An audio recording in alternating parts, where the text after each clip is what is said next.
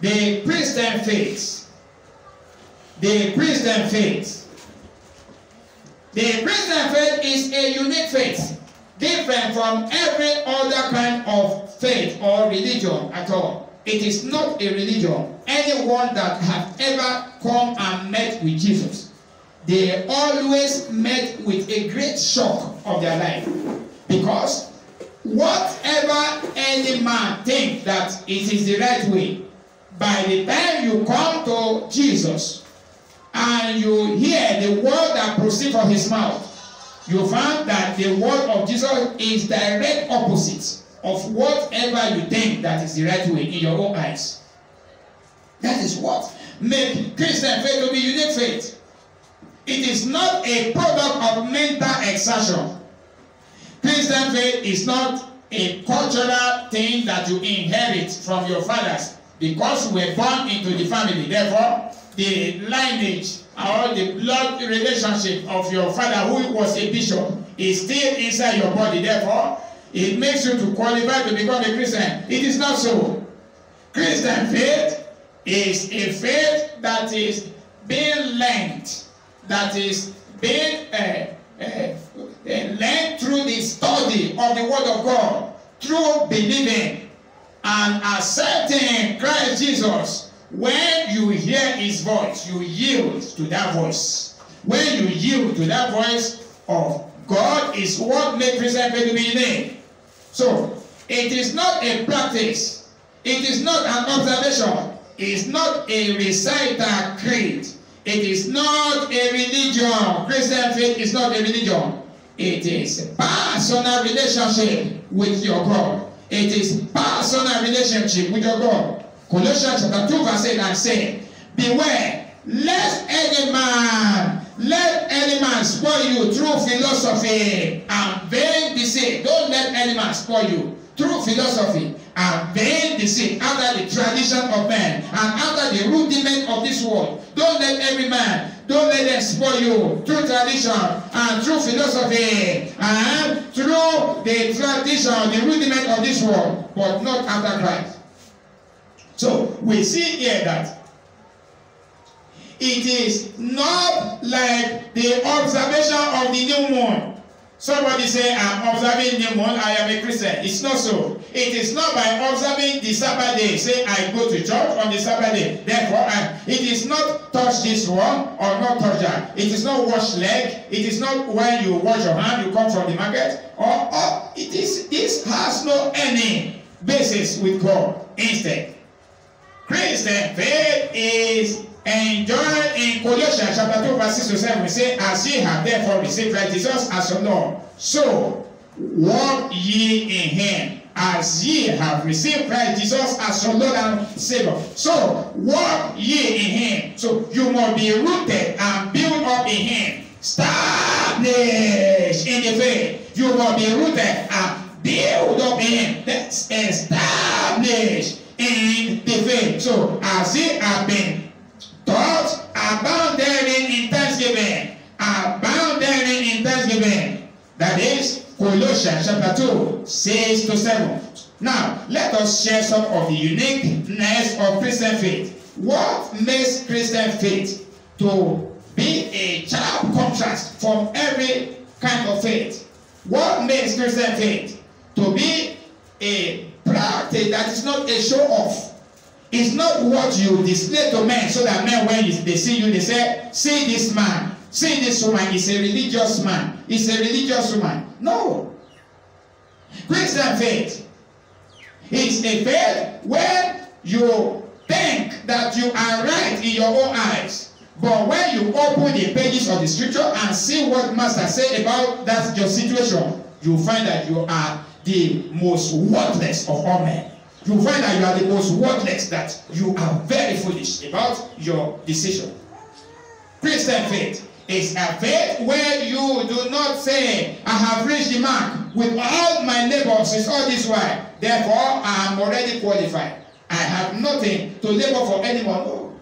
It is a race where we do not graduate from the day that we met Jesus. We keep climbing the ladder of perfection. We keep pressing forward towards the mark. We keep forgetting some of our old way of life, and therefore to be able to please the Master that sent us until when we reach heaven. Until when we reach heaven, then we will be able to get the prize of which we have hope in Him. Now, what are the uniqueness of Christian faith? Number one, Christian faith is based on relationship. Bible speaking, the book of Revelation chapter 3 verse 20. Christian faith is based on relationship. Revelation chapter 3 verse 20, Jesus said, behold, I knock at the door of your heart. If any man will hear my voice and receive me, and do what? I will come into him, and him also will sup with me, and I will sup with him. So, it is father-son relationship. He knocked at the door of your heart. It is left for you to accept it if you hear his voice. A lot of people are deaf to hearing of the voice of the Master. They are deaf. They cannot hear the voice of the Master. They are not hearing what the Master is speaking to them concerning that situation. They are not paying attention to identify the voice of your Father. It is only a bastard that will not be able to know the voice of his Father. If you hear the voice of your Father, even in a marketplace, you must be able to know, this is my Father talking. I heard about a short story about a man that he was caught up in a house that was burning with fire. And this young man, everybody told him that he was in upstairs of that house that was burning. The house has started burning from the downstairs. There's no way he could come down. So he was at the balcony in the upstairs. And they told him, jump down. And he said, he did not agree with anyone to jump down from the balcony. Until when this young man heard the voice of his father, and the father said, jump down. Immediately he heard the voice of his father. He did not mind whether his leg will break or whether he jumped down, because it was his father that gave him the command, jump down. Christian faith number 2 is a kind of faith. A faith that is transferred from faith to faith. Hebrews chapter 11 verse 6. For without faith, it is impossible to please God. For he that cometh to him must believe that he is, and he is a rewarder of them that diligently seek him. So, Christian faith is not what you see, first of all, before you believe. You first of all believe before you see. When God told our father, our pastor Abraham, give me your son, thy only son, Isaac, whom thou lovest. Come and sacrifice him for me on the one of this mountain of Moriah that I will show to you. Christian faith is not the kind of faith where you must see the result first before you put in your money or before you put in yourself. You must first of all believe. Jesus said, blessed is he that believeth. Even yet they have not seen. And Thomas said, no. My own, let me first of all use my hand to touch that side of Jesus that they took with the sword. Let me touch, and that hand that they nailed with the nail. Let me use my hand to put my finger into that hole before I will believe that he resurrected. And Jesus said, better, wiser for him that have not seen yet they believe. Is you are not blessed when you have not seen and you believe. God does not save any man when he has seen already. Said, now I believe. No. So the Christian faith number 3 is hinged on hope. He is hinged on hope. So 1 Corinthians chapter 15 verse 9, it stated that if in this life we have hope in Christ, we are of all men most miserable. If only in this world, 1 Corinthians chapter 15 verse 19, if only in this world we have hope in Christ Jesus, we are of all men most miserable. Our hope in Christ Jesus must not be based on material things, must not be based on how much we are well favored in this world. Even the children of the devil, they are well catered for, or they have a lot of testimony to share. So we should not be carried away. We should not be enticed with what is working for another man. When we are in this Christian faith, we focus on the hope of the Master, knowing that our Master, he has a heavenly hope for us. Now, let us talk about the foundation of the Christian faith. There is foundation that makes Christian faith to be solid. That makes Christian faith to be solid. Number one is good work. Good work. You do not derive Christian faith. You do not establish Christian faith by good work. No. Good work is very nice. But good work will not make you to make heaven. Good work will not make you to make heaven. This is a very, very hard thing to believe. Bible let us understand this in the book of Acts chapter 10, verse 1 to 2, mentioning about a man called Cornelius. He was a devoted man, a band of the Italian, and he was a just man, an upright man. He was praying and he was giving much of alms to the people. And not only him, his household, they fear God. But with all of this thing, if you are not born again, you will not make it to the kingdom of God. That is why love of God reached Cornelius. God sent an angel to Cornelius, and Cornelius, when he saw the angel, he was afraid. And the angel told him, calm down. Your offering and all your gifts are come unto God as a memorial offering unto God. Behold, God is sending his servant to you, Simon Peter. Send your servant to him now to go and bring him to your house, so that he will teach you what you will do.